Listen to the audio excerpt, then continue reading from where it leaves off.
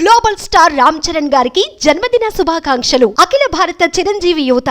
ఈ ఎపిసోడ్లో నామ్దారి retail stores హైదరాబాద్లో ఓపెన్ అయింది. నామ్దారి NAMDHARI నామ్దారి. ఇప్పుడు మనకి డిమార్ట్ ఉంది, స్పెన్సర్స్ ఉన్నాయి, విమార్ట్ ఉంది, మోర్ ఉంది. ఇలా మన హైదరాబాద్ నిండా సూపర్ మార్కెట్లే. విజేత అని, రత్నదీప్ అని, ఘన్శ్యామ్ అని ఇలాంటి సూపర్ మార్కెట్లు. అలాంటి దానికి ఇంకొకటి తోడైంది నామ్దారి అనే సూపర్ మార్కెట్. ఈ నామ్దారి ఏంటిది, ఇది ఎందుకు, దీని మీద చిన్న ఇన్ఫర్మేషన్. ఇవన్నీ కూడా కరెంట్ అఫైర్స్ కిందకే వస్తాయి. కరెంట్ అఫైర్స్ మనకి షేర్ మార్కెట్కి, రిటైల్ మార్కెట్కి, నామ్దారికి మనకేం సంబంధం కాదు. కరెంట్ అఫైర్స్ అంటే ఏంటంటే మార్కెట్లో ఏమేమి జరుగుతుంది, ఎప్పటికప్పుడు లేటెస్ట్ న్యూస్ని మనం తెలుసుకోవటం, లేటెస్ట్ న్యూస్ గురించి ఇన్ఫర్మేషన్ తీసుకోవటం, లేటెస్ట్ న్యూస్ని బట్టి మన మార్కెట్లో ఇప్పుడు రాబోయే రోజుల్లో ఇది కూడా ఒక షేర్ పబ్లిక్ ఇష్యూకి వచ్చే అవకాశాలు ఉంటాయి అని తెలుసుకోవటం.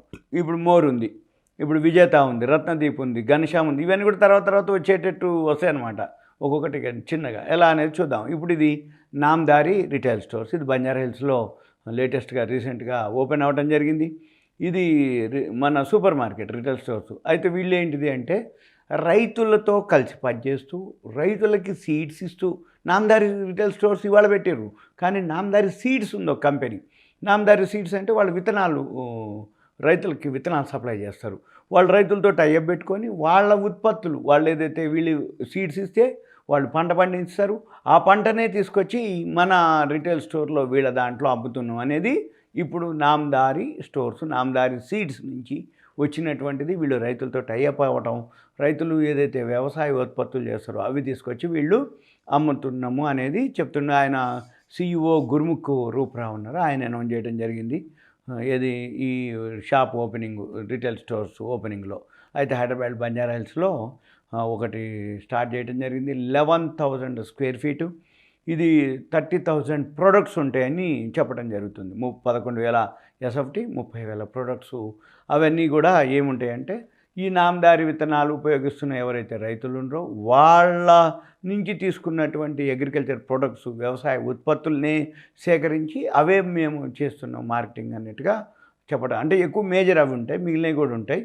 అవి మనం నామ్దారి రిటైల్ స్టోర్స్కి ఒకసారి బంజారా హిల్స్ విజిట్ చేస్తే మనకు ఒక ఐడియా వస్తుంది. తర్వాత ఇవి వీళ్ళకి బెంగళూరులో 30 స్టోర్స్ ఉన్నాయి ఇప్పటివరకు ఆల్రెడీ. బెంగళూరులో, హైదరాబాద్లో ఇప్పుడే స్టార్ట్ చేస్తారు. హైదరాబాద్లో కూడా త్వరలో ఒక 4 స్టోర్స్ ఓపెన్ చేస్తామని చెప్పడం జరిగింది.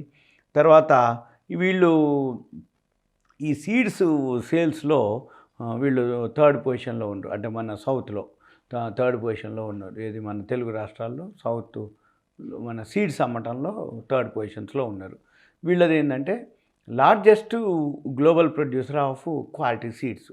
అంటే విత్తనాల్లో వీళ్ళు క్వాలిటీ అనమాట, లార్జెస్ట్. తర్వాత ఈ స్పానింగ్ వేరియస్ కంట్రీస్లో కానీ క్లైమాటిక్ జోన్స్, మళ్ళీ సీడ్ వెరైటీస్లో వీళ్ళు అంటే పెద్దది అని చెప్తున్నారు వాళ్ళు. తర్వాత వీళ్ళు 1985లో ఎస్టాబ్లిష్ అవ్వడం జరిగింది బీదర్లో, కర్ణాటక స్టేట్లో. అక్కడి నుంచి బెంగళూరుకిలో వెళ్ళిపోయి బెంగళూరులో 30 రిటైల్ స్టోర్స్ ఉన్నాయి. హైదరాబాద్లో ఇప్పుడు ఒకటి ఓపెన్ అయింది, ఇంకో 4 స్టోర్స్ ఓపెన్ చేస్తామని చెప్తున్నారు. తర్వాత వీళ్ళు హైబ్రిడ్ క్రాప్స్, హైబ్రిడ్ ప్రొడక్షన్ అనమాట వీళ్ళ content concept. Hybrid crops, hybrid production. వీళ్ళు రైతులతో టైఅప్ ఉంటుంది, రైతులకి వీళ్ళే ఇస్తారు. అయితే వీళ్ళకి ఇప్పుడు 12,145 ఫార్మ్స్ ఉన్నాయి అక్రాస్ ద వరల్డ్లో వీళ్ళకి మొత్తం. తర్వాత 1,000+ నెట్ హౌస్లు ఉన్నాయి వీళ్ళకి ప్రొడక్షన్ ఫెసిలిటీ కోసం 1,000+. తర్వాత 50+ ఎకర్స్ వీళ్ళు protected cultivation for advance research చేయడం కోసం, అంటే ఎప్పటికప్పుడు ఆ సీడ్స్ని రీసెర్చ్ చేయడం కోసం 50+ ఎకరాలు వీళ్ళ హ్యాండ్ ఓవర్లో ఉంచుకొని అక్కడ వాళ్ళు రీసెర్చ్ చేస్తారు. R&D అంటారు అనమాట. R&D అంటే సీడ్స్ అది ఎలా ఉంటుంది, ఎంత ఈల్డ్ వస్తుంది, ఎంత ప్రొడక్షన్ వస్తుంది, అది ఎలా ఉంటుంది, మిగిలిన దానికి కాంపిటీటర్స్, మిగిలిన దానికి ఏవైతే ఉన్నాయో అవన్నీ చూసి వీళ్ళు రీసెర్చ్ R&D చేస్తుంటారు. తర్వాత వీళ్ళకి ఇప్పుడు 15,000+ ఎకర్స్ ఓపెన్ ల్యాండ్ ఉంది. వాళ్ళు ఏంటంటే ల్యాండ్ బ్యాంక్ అంటాం. ఈ ల్యాండ్ బ్యాంక్ ఏంటంటే వీళ్ళు లాంగ్ లీజ్ తీసుకోరు, అంటే కాంట్రాక్ట్ తీసుకోరు రైతుల దగ్గర నుంచి.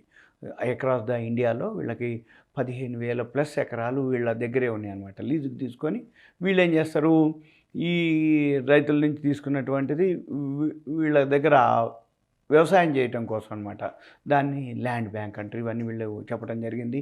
రాబోయే రోజుల్లో వీళ్ళకి కాంపిటేటర్ అనమాట. అంటే ఇప్పుడు ఏంటి, ప్రతిరోజు ఏదైనా సరే కాంపిటీషన్ ఉంటేనే మనకి అంటే కన్జ్యూమర్కి సర్వీస్ దొరుకుతుంది, కన్జ్యూమర్కి ఒక ప్రైసు రీజనబుల్ ప్రైస్ కానీ కాంపిటేటివ్ ప్రైస్లో దొరుకుతుంది. అంటే ఏంది, క్వాలిటీ ఉంటుంది, ప్రైస్లో ఒక ఉంటుంది. అంటే ఉదాహరణకి ఒక ఏరియాలో ఒక కాలనీలో ఒక సూపర్ మార్కెట్ వచ్చింది, వెంబట ఇంకో సూపర్ మార్కెట్ ఉంటుంది, పక్కన ఇంకో సూపర్ మార్కెట్.